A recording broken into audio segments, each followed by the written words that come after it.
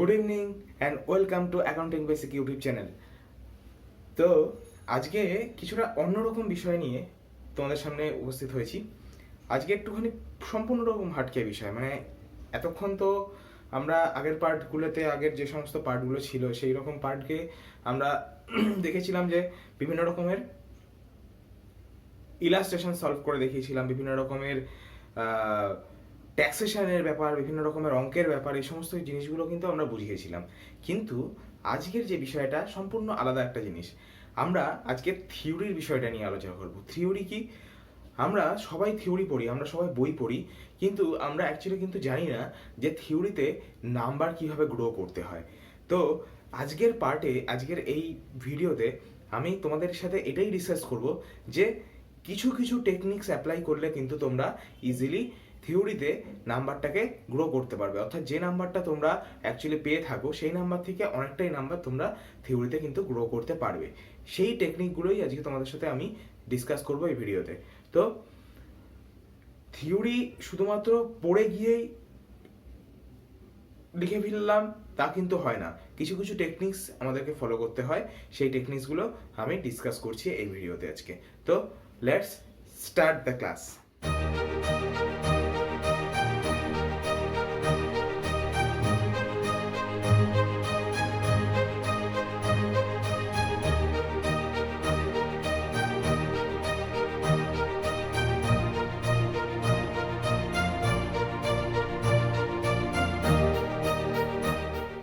তো স্টার্ট করছি আজকের video, how to grow your marks in theory. আমরা বিভিন্ন রকমের থিওরি পড়ি, আমরা অ্যাকাউন্টিং থিওরি পড়ি, আমরা আদার্স বিজনেস কমিউনিকেশনের থিওরি পড়ি, আমরা বিজনেস স্টাডিজের থিওরি পড়ি, আমরা ইকোনমিক্সের থিওরি পড়ি, কিন্তু আলটিমেটলি সেই থিওরিগুলো আমরা শুধু পড়েই যাই এবং পড়ার পরে আলটিমেটলি কিছুটা হলে আমরা জিনিসটাকে খাতায় গিয়ে নামিয়ে আসি। কিন্তু আলটিমেটলি কিন্তু আমরা কোনো রকমের প্রসেস ফলো করে, কোনো রকমের টেকনিক ফলো করে, কোনো রকমের ট্রিক্স ফলো করে কিন্তু আমরা জিনিসগুলোকে অ্যাপ্লাই করি না যাতে আমাদের থিওরিতে নাম্বারটা ওঠে বা নাম্বারটা বাড়ে। তো আমি সেই ট্রিক্সগুলোই আজকে বর্ণনা করব। আমরা টোটাল 5টা পয়েন্ট তোমাদের সামনে রাখবো, যে পয়েন্টগুলোকে অ্যাপ্লাই করে তোমরা খুব ইজিলি থিওরিতে নাম্বার তুলতে পারবে। ঠিক আছে? তো এই প্রসেসটা কিন্তু শুধুমাত্র অ্যাকাউন্টিং থিওরি বা শুধুমাত্র অ্যাকাউন্ট কমার্সের সাবজেক্ট বেসিসে কিন্তু হয় না। এই যে অ্যাপ্লাইগুলো করবে তোমরা, এই যে ট্রিক্সগুলো রয়েছে, এই ট্রিক্সগুলো কিন্তু আমি প্রত্যেকটা সাবজেক্ট, সব রকম সাবজেক্টের জন্যই কিন্তু এই ট্রিক্স অ্যাপ্লাই করা যেতে পারে। তো সর্বপ্রথমে যে পয়েন্টটা আলোচনা করি সেটা হচ্ছে 1 নম্বর point, basic of theory. Basic knowledge of theory. তো ফার্স্ট অফ অল তোমাদেরকে বেসিক নলেজটা খুব ভালো করে রাখতে হবে থিওরির। অর্থাৎ যে সাবজেক্টটার থিওরি তুমি লিখবে সেই সাবজেক্টটার বেসিসটা কি, সেই সাবজেক্টটার ফরম্যাটটা কি, সেটা তোমাকে সবার প্রথমে আগে বিচার করতে হবে যে এই সাবজেক্টটা আমার এইভাবে রয়েছে বা এই সাবজেক্টের থটটা হচ্ছে এটা।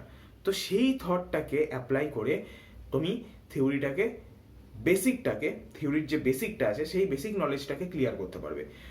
তো যেরকম আমি একটু এক্সাম্পল দিয়ে বলি, সাপোজ আমি অ্যাকাউন্টিং থিওরি পড়ছি, বা সাপোজ আমি অ্যাকাউন্টিং থিওরি পড়ছি, বা আমি প্রিন্সিপাল অফ ম্যানেজমেন্ট পড়ছি, যেটাই পড়ি না কেন, সর্বপ্রথম আমাকে দেখতে হবে যে অ্যাকচুয়ালি সাবজেক্টটা কিসের ওপরে, কি থট সেই সাবজেক্টটার, সেই সাবজেক্টটার বেসিসটা কি, সেই সাবজেক্টটার ভিতটা কি, কি নিয়ে সাবজেক্টটা, সর্বপ্রথমে সেটাই জানতে হবে আমাকে। তবেই কিন্তু আমি সেই সাবজেক্ট রিলেটেড যে কোনো কোশ্চেনের অ্যান্সার সেইভাবেই দিতে পারবো যেভাবে আমার সাবজেক্টটার অ্যাকচুয়াল নীতি। ঠিক আছে? অর্থাৎ সেই সাবজেক্টটা যে অ্যাকচুয়ালি লেখা হয়েছে, সেই সাবজেক্টটা কি বেসিসে লেখা হয়েছে, তার ফরম্যাটটা কি, সেই ফরম্যাটটাকে সাজানোটাকেই হচ্ছে বেসিস অফ থিওরি বলা হয়, বেসিক নলেজ অফ থিওরি বলা হয়। ঠিক আছে? তো সেই জিনিসটাকে সবার প্রথমে তোমাদের ক্লিয়ার করতে হবে, বেসিক নলেজ অফ থিওরি। তো ফার্স্ট এই পয়েন্টটা গেল। সেকেন্ড পয়েন্ট হচ্ছে আমাদের কাছে to the point. To the point answer. দেখো, আমরা অনেক লিখি, ঠিক আছে? দেখা যায় আমরা খাতার পর খাতা, পেজের পর পেজ নিয়ে নিয়ে একটা কোশ্চেনের অ্যান্সার নামালাম, 3-4 পেজ হয়ে গেল আমার অ্যান্সার। কিন্তু আলটিমেটলি কি হলো, কোশ্চেনটার যে মেন পয়েন্টটা বলেছিল সেই পয়েন্টটা কিন্তু আমি আমার থিওরির মধ্যে দেখাতে পারিনি। এক্সট্রিম পর্যায়ে আমি এলাবোরেট করে গেছি, এক্সট্রিম পর্যায়ে আমি ডেসক্রাইব করে গেছি, কিন্তু সেখানে কিন্তু কোনো রকমের ফলশ্রুতি আমি আনতে পারিনি ওই সাবজেক্টটার মধ্যে বা ওই কোশ্চেনটার মধ্যে। যে কোশ্চেনটা আমাকে যা দিয়েছিল সেই কোশ্চেনটার যেটা চাইছিল অ্যান্সার, সেই অ্যান্সারটা কিন্তু আমি প্রপারলি করতে পারিনি। তাহলে সবার প্রথমে সেকেন্ড পয়েন্টে তোমাকে দেখতে হবে যে টু দ্য পয়েন্ট অ্যান্সার, অর্থাৎ অ্যান্সারটা যখন আমরা করব তখন কিন্তু টু দ্য পয়েন্ট করতে হবে। এক্সট্রিম পর্যায়ে যদি আমরা বর্ণনা করতেই থাকি মেন জিনিসটার মধ্যে না ঢুকে, তাহলে কিন্তু নাম্বার আপনা আপনিই কমতে থাকে। তাহলে সেখান থেকে দাঁড়িয়ে তোমাকে এই ট্রিক্সটা অবশ্যই অ্যাপ্লাই করতে হবে যে টু দ্য পয়েন্ট অ্যান্সার কিন্তু অবশ্যই দিতে হবে। ঠিক আছে, নেক্সট 3 নম্বর পয়েন্ট আমরা দেখব, do not describe answer extremely। দেখা গেল এই পয়েন্টটার সাথে রিলেটেড রয়েছে কিছুটা। দেখা যাচ্ছে যে আমরা কোশ্চেনটাকে পড়ে নিয়ে আমরা দেখছি যে কোশ্চেনটার এরকম অ্যান্সার হতে পারে, তো দেখা গেল আমরা পেজের পর পেজ লিখেই যাচ্ছি, কিন্তু আলটিমেটলি কোশ্চেনটার যে অ্যান্সারটা সেই জায়গা থেকে কিন্তু আমি বেরিয়েই যাচ্ছি। আলটিমেট টপিক মানে আমি কারোর সাথে একটা বিষয় নিয়ে আলোচনা করছি, আমি সাপোজ কারোর কোথাও ঘুরতে যাওয়ার প্ল্যান নিয়ে আলোচনা করছি, দেখা গেল ঘুরতে যাওয়ার প্ল্যান নিয়ে আলোচনা করতে করতে কেউ বলছে তুই কত নম্বর পেয়েছিস রে, এটা কি টপিক হলো, বেরিয়ে গেল তো টপিকটা। এই জিনিসটাই ঠিক সেম এরকম ভাবেই এখানে অ্যাপ্লাই হয়ে যাচ্ছে যে আমি বেশি নাম্বার পাওয়ার আশায় বেশি লিখে যাচ্ছি, কিন্তু আলটিমেটলি লাভের লাভ আমার কিছুই হচ্ছে না। ওই উদাহরণের মতো হয়ে যাচ্ছে, তুই কত নাম্বার পেয়েছিস, প্ল্যান হচ্ছে ঘুরতে যাওয়ার, ও বলছে কত নম্বর পেয়েছিস, কোনো রিলেশন আছে? রিলেশন নেই। তাহলে এই যে রিলেশনটা, এটাকে বিচার করতে গেলে আমাদের কিন্তু do not describe extremely, extreme ভাবে ডেসক্রাইব করা যাবে না। পয়েন্ট যা চেয়েছে, আমার কোশ্চেন যা চেয়েছে, আমার কোশ্চেনের ফরম্যাট যা চেয়েছে, সেইভাবেই কিন্তু আমাকে অ্যান্সার দিতে হবে। ডু নট ডেসক্রাইব বা do not elaborate extremely. Okay, third point আমরা পেলাম। 4 নম্বর পয়েন্ট অবশ্যই কিন্তু আমাদের কাছে জানতে হবে যে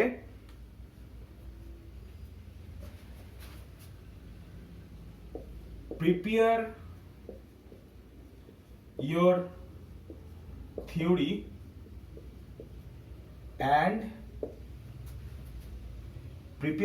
theory and write in your own words, মানে কি, আমি লিখছি, আমার লেখার বিষয়টা আমাকে কিন্তু প্রপারলি প্রিপেয়ার করতে হবে। অর্থাৎ একটা সাবজেক্ট, যে সাবজেক্টটার আমার এক্সাম রয়েছে, সেই সাবজেক্টটার এক্সাম আমরা কিন্তু সেই সাবজেক্টটা সম্পর্কে কিছু না জেনে কোনো সময় দিতে পারবো না। এই পাশের খাতা দেখে টুকলি করছি, হট করে আমাকে উঠিয়ে একদম লাস্ট বেঞ্চে দিয়ে দিল, তাহলে কি নাম্বারটা কমে গেল? তো আলটিমেটলি তো পারছি না কিছু। পুরো জিনিসটা কিন্তু জায়গায় দাঁড়িয়ে রইলো যে আমরা কিছু পারছি না। ঠিক আছে, তাহলে এইবারে কি করতে হবে, আমাকে আগে সর্বপ্রথমে প্রিপেয়ার ইওর থিওরি, অর্থাৎ থিওরি, যে সাবজেক্টটার থিওরি তুমি অ্যাকচুয়ালি করতে চাইছো, সেই সাবজেক্টটার থিওরি সম্পর্কে তোমার অবশ্যই নলেজ থাকা উচিত, এবং সেই সাবজেক্টটার থিওরিটাকে আগে তোমাকে প্রিপেয়ার করতে হবে এবং জানতে হবে যে থিওরিটা কিসের ওপরে অ্যাকচুয়ালি। তো সেইটাকে করে নিয়ে তারপরে সেই যে তুমি প্রিপেয়ার করে তুমি সেটাকে লেখার সময় নিজের ভাষায় লিখবে, নট আলাদা আলাদা জিনিস কোথা থেকে নিয়ে নিলাম, ওর থেকে একটুখানি জেনে নিলাম, ওর থেকে একটুখানি জেনে নিলাম, এরকম নয়। তাহলে প্রিপেয়ার ইওর থিওরি, প্রথমে তোমাকে থিওরিটাকে প্রিপেয়ার করতে হবে নিজের মতো করে, এবং right in your own words, অবশ্যই কিন্তু নিজের ভাষা ব্যবহার করে লিখবে। যত তুমি নিজের ভাষা ব্যবহার করবে এবং নিজের ভাষা ব্যবহার করে অ্যাকচুয়াল টপিকটাকে বোঝাতে পারবে টু দ্য পয়েন্ট, তত কিন্তু তোমার নাম্বার ইনক্রিজ হওয়ার চান্সেস আরও বেড়ে যাবে। তো এইটা হচ্ছে একটা ট্রিক, যেটা খুবই ইম্পর্টেন্ট ট্রিক, নিজের ভাষায় লেখা, ঠিক আছে, এবং থিওরিটাকে প্রিপেয়ার করে নিজের ভাষায় লেখা। এই হয়ে গেল 4 নম্বর। এবং লাস্ট পয়েন্ট 5 নম্বর ট্রিক্সটা বলে দিই। 5 নম্বর ট্রিক্সটা হচ্ছে every question are important. Every questions are important. So do not follow any suggestions.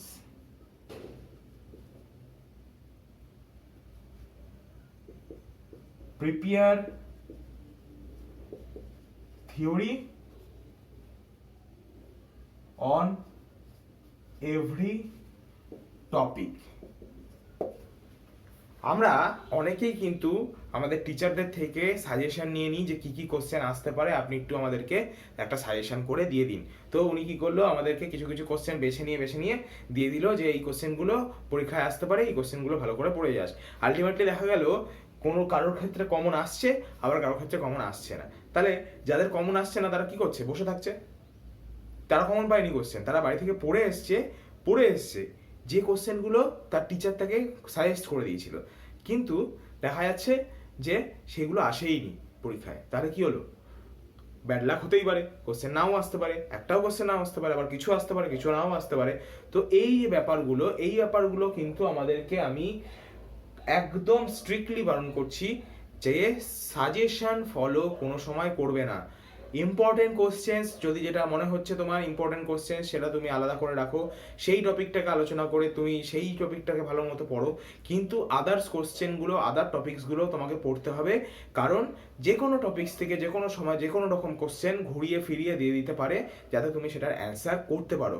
যদি সেই টপিকটা সম্পর্কে তোমার একটু ন্যূনতম আইডিয়া থাকলেই কিন্তু মিনিমাম আইডিয়া থাকলে পরেই কিন্তু তুমি জিনিসটাকে রেডি করে লিখে দিয়ে আসতে পারবে। তাহলে তুমি টপিকটা সম্পর্কে একটু জিনিস জানলেও কিন্তু তুমি জিনিসটাকে এলাবোরেট করে লিখে দিয়ে আসতে পারবে ইন ইওর ওন ওয়ার্ডস, নিজের ভাষায় কিন্তু তুমি জিনিসটাকে বুঝিয়ে লিখে দিয়ে আসতে পারবে। এবং আলটিমেটলি যে নাম্বারটা তুমি একদমই পাচ্ছিলে না বসে থাকার কারণে, সেই নাম্বারটা কিন্তু তুমি পেয়ে যাচ্ছ প্রত্যেকটা কোশ্চেন পড়ার ফলে। তাহলে তোমাদের বইতে যা যা টপিক থাকবে, যা যা কোশ্চেন থাকবে, সেগুলো কিন্তু অবশ্যই তোমাকে পড়তে হবে। একটুখানি হলেও বোঝার আন্ডারস্ট্যান্ডিং পারপাস হলেও তোমাকে কিন্তু পড়তে হবে, কারণ যেখান থেকে যে কোনো কোশ্চেন, শর্ট কোশ্চেন হোক, বড় কোশ্চেন হোক, যে কোনো কোশ্চেন কিন্তু তোমাদেরকে আইডিয়া করে লিখতে হবে। তো সেই লেখাটা কিন্তু কোশ্চেনগুলো বিভিন্ন রকমভাবে ঘুরিয়ে দিতে পারে। তো সেই জায়গা থেকে দাঁড়িয়ে সেইগুলোকে প্রিপেয়ার করতে হবে সম্পূর্ণ নিজের তাগিদে। যেটা তোমার খুব ইম্পর্টেন্ট কোশ্চেন মনে হয় সেটা অবশ্যই লিখে রাখো, সেটা অবশ্যই ভালো করে পড়ো, খুব ভালো করে পড়ো, অবশ্যই আসতে পারে কোশ্চেন। কিন্তু যেগুলো ইম্পর্টেন্ট না মনে হচ্ছে সেগুলোকেও কিন্তু পড়ো, সেগুলো সম্পর্কে আইডিয়া রাখো, যাতে কিছু কোশ্চেন তোমার আসলে পরে, সেই আনকমন আসলে পরে সেই কোশ্চেনগুলো সম্পর্কে তোমার আইডিয়া যেটুকু আছে, সেই আইডিয়া দিয়ে তুমি পুরো জিনিসটাকে নামিয়ে আসতে পারো কোশ্চেনটাকে খাতায়। তাহলে এই ছিল আমার টোটাল 5টা টপিক, যাতে তুমি ইনক্রিজ করতে পারো তোমার থিওরি এর নাম্বার। এবং এইটা কিন্তু সব রকম সাবজেক্টের ক্ষেত্রেই প্রযোজ্য, শুধুমাত্র অ্যাকাউন্টিং বা শুধুমাত্র হিস্ট্রি, শুধুমাত্র প্রিন্সিপাল অফ ম্যানেজমেন্ট, এগুলোর ক্ষেত্রে নয়, কিন্তু সব ক্ষেত্রেই এগুলো কিন্তু প্রযোজ্য। ঠিক আছে, তো ভালো করে এই 5টা ট্রিক ফলো করবে, তাহলে আশা করি তোমাদের হেল্প হবে অনেকটাই to increase your number in theory. তো আজকের পার্ট এখানেই শেষ করছি। পরবর্তী সময়ে যদি কোনো ব্যাপারে আইডিয়া লাগে তো সেই জিনিসগুলো আমার কমেন্ট বক্সে এন্ট্রি করবে, কমেন্ট বক্সে ফিল করবে, কমেন্ট বক্সে জানাবে, আমি কিন্তু সেগুলো সম্পর্কে ভিডিও আনার চেষ্টা করব অবশ্যই। তো এই যে খুব ইম্পর্টেন্ট একটা টপিক, খুব রিকোয়েস্টেড টপিক এটা, তো এই টপিকটা আজকে তোমাদের সাথে আমি আলোচনা করে দিলাম। তো এইগুলো তোমরা অবশ্যই ফলো করবে এবং আমি আশা রাখছি তোমাদের নাম্বারগুলো ইনক্রিজ হবে। তো এখানেই আজকের পার্ট শেষ করছি, দেখা হচ্ছে পরের পার্টগুলোতে নতুন ভিডিও নিয়ে, নতুন টপিক নিয়ে। ততক্ষণ কিপ লার্নিং।